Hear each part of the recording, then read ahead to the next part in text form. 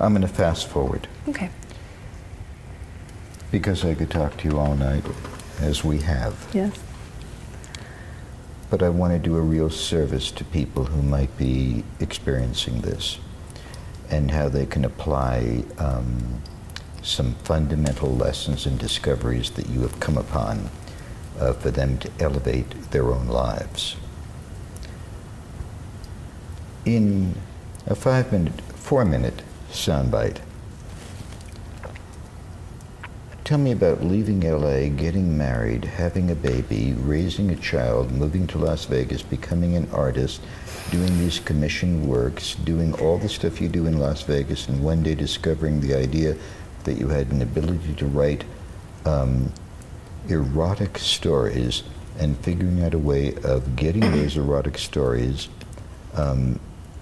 available to people in a way that has earned you a fabulous living that you are going to use to fulfill all of your dreams and your child's dreams, and in the process encourage other people, primarily women, to utilize some of the same devices that you have, so they don't necessarily have to be filling out resumes and going looking for a job in 2011. Right. Can you do that in 4 minutes? You said 40, right? Just kidding.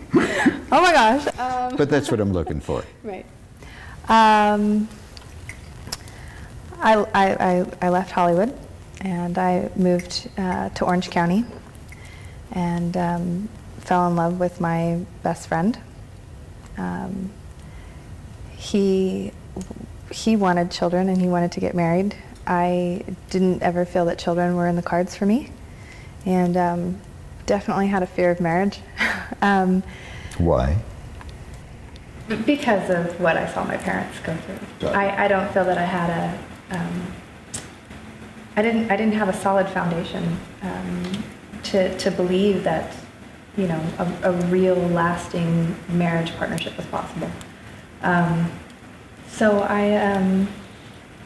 I got pregnant. I felt like I was trapped into that. That was something that he wanted, and I was unaware of some of the things that he was doing. Excuse me. Women, other women have told me that and used that phrase, and I never quite got it.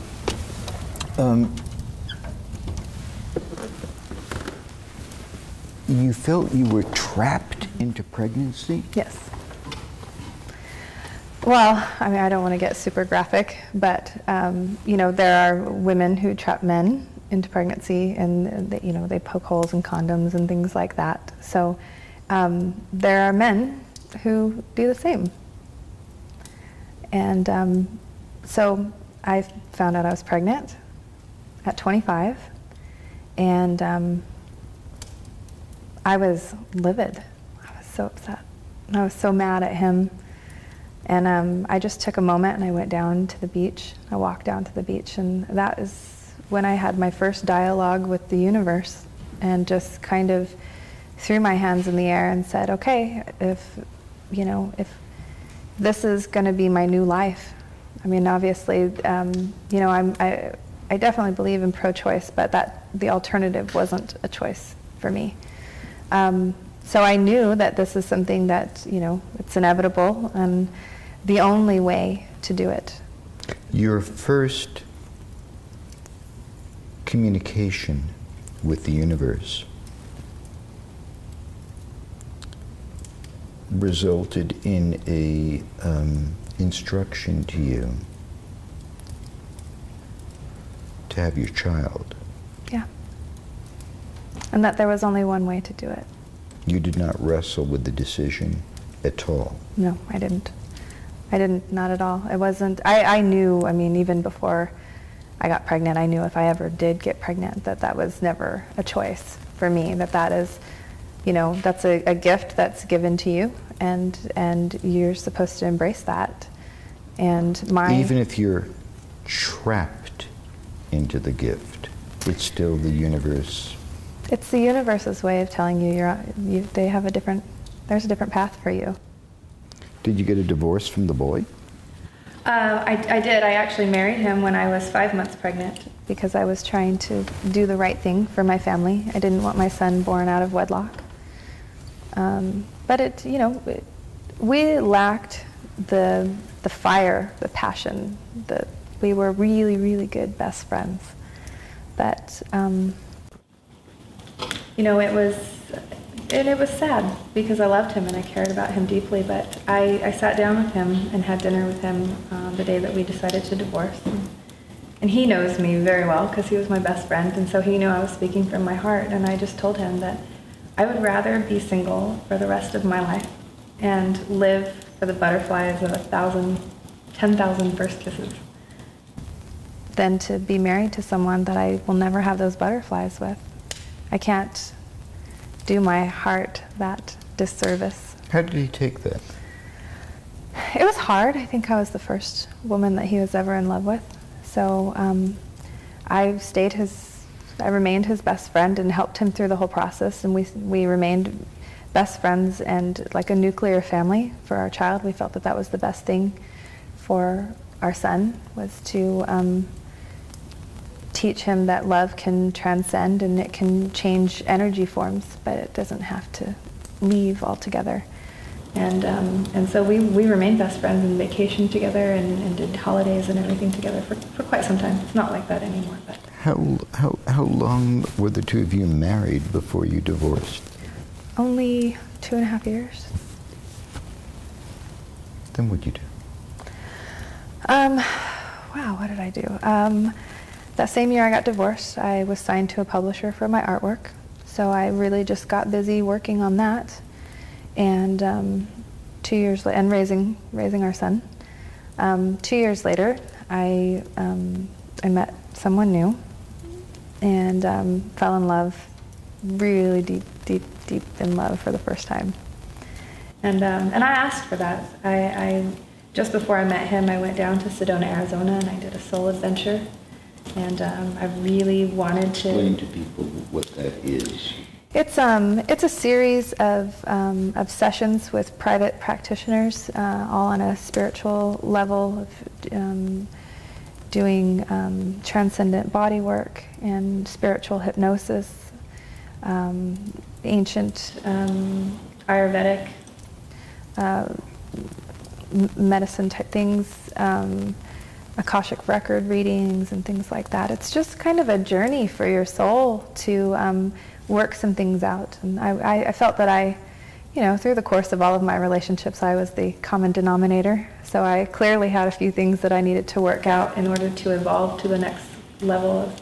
Speak about Arkashik readings for a second. It was a very interesting session for me because I had one session before that, my Akashic record, which is, for those people who don't know, it's when an omniscient or an all-seeing, a psychic or a spiritual reader reads the script that you wrote for yourself in this life before you entered this life, when you were in the spirit world. And what she does is she tells you what your intentions were for this life, and then she basically just reads you the story of your life. And they are so spot on. And they get up to the present time, and then they ask you if you're interested in hearing about your future or not. And I said, of course. And in the context of and I want you to say it as opposed to me, in the experience of the Arkashik revelation, what is being revealed is the life script that you have written for yourself to be fulfilled, suggesting, of course, that your destiny is determined by you, and that is your belief system. I'm not quite sure what I believe, but I really appreciated that particular session. And it's a very diplomatic way of answering the question. Well, it's when you're a seeker. I'm a seeker. There are things that if it's not completely tangible and it's something that I can actually. That's why I defer to science a lot. it's a belief system as opposed to a fact. And so, I can toy around with the idea. That's absolutely quite possible. And looking back and listening to the tapes from 2007 from that particular reading, she was so right. She was so right. So whether she was, making it all up, whether she has a connection to a divine spirit and was able to, read that for me, or whether she had a connection to me and I wrote that myself, I guess will never be known, but I appreciated the session, that's for sure. So. I'm going to take that a little further. Do you believe what you are going to do tomorrow and what is going to happen to you tomorrow is a script that's already been written? I don't know. I think there are days that I really honestly feel that way. And I think there are days that I feel that I have the complete ability to, change my own path and make decisions for myself. Now, if that could in itself be a divine experience that's just happening to me that was already written. But I think I just teeter back and forth. I think it depends on the day and the mood and where my heart is. And if something seems too good to be true or too surprising, if I wrote that, why wouldn't I have expected it? I guess sometimes I wonder. So. I interrupted you. That's okay. You had the experience in Sedona, and then you moved to Las Vegas. I moved to Las Vegas when I was married. My husband and my son and I, my son was only one, and we moved to Las Vegas for my husband at the time. He wanted to go to culinary school. We got divorced. We separated very quickly after moving there, and then got divorced a year and a half later. So I'm living in Las Vegas, and I'm, I turned 30. That's just one of those coming of ages age where you just start seeking. And I read my first Buddhist book that year and thought, oh my gosh, I already live this way. Maybe I'm Buddhist. But I have no idea. So I just kind of started seeking at that point. And Sedona, really one of my girlfriends, she had gone and done one of these particular adventures, and she met her husband like 2 days after. And they had been married for 3 years at that point. And I thought, well, if I want a husband, maybe I should go. Work for her. Right? So I went there to go work out things like, balancing out my masculinity and becoming more feminine and my issues in relationships, and maybe dropping some titles that I carried with me that maybe just things that didn't serve me anymore. Really tried to have this enlightening experience, and it was the best thing that I've ever done for myself. I mean, the best $2,500 I've ever spent. It was absolutely wonderful. Met my next boyfriend 2 weeks later, and I knew from the moment I shook his hand, I knew that's my guy, that's who I'm going to be with. And we had a very short dating, I don't know, I guess we never really dated. He knew that he was going to be with me too. So the only thing that was standing in the way, and hindsight is 20/20, but he was married at the time, and but separated. So There's no such word. yes, in hindsight, looking back, that should have just been off limits to me. I just want to interrupt this conversation. Women sometimes tell me that they encountered a guy, and he's a great guy, and he's separated. I'm of the belief system that a man is either married or divorced. Same with a woman. That's how I was. I didn't talk to anyone until I was divorced, although my husband had moved on when we separated. So I believe the same thing. And in hindsight, looking back, I mean, how can anything positive come out of something that starts that way? And, it really played into the lack of trust and the other things that were happening in our relationship as we moved on. But I carried around this huge guilt because I knew that his wife was a wonderful woman, and no one had anything bad to say about her. I knew that he didn't love her like that. And so I urged him, I told him, if you want to be with me, then you have to get a divorce. And he was divorced within 3 months. So that still doesn't make it okay. And I would never advise anybody to start a relationship that way, because when you start a relationship with deceit and lies and things like that, that's all you have. So regardless of all of that, I fell deeply in love with this man, and I thought that he was just the greatest thing on earth. And we had a 3-year relationship where we lived together, and we both worked at home, and we did everything together, 24 hours a day. We were rarely ever apart. And I never wanted to be apart from him. I mean, our desks were right next to each other. We worked right next to each other, and it was just... I like hearing this stuff. It's, we had the kind of relationship that, everybody else throws up at, because it was just too darn cute. No, that's the way it should. That's a dyadic relationship. That's the John and Yoko model, Oh my gosh, yeah. That to me is... yeah, what a beautiful way to love someone. So what the heck happened? Well, I have this whole theory of because I'm very good at business, and I have all over my house these little notes: consider your ROI, your return on investment. And I did that in the beginning, but I didn't do my quarterly assessment, and I should have done that in that relationship. And I didn't, and by the time things got very strange and weird, and he got very, very depressed,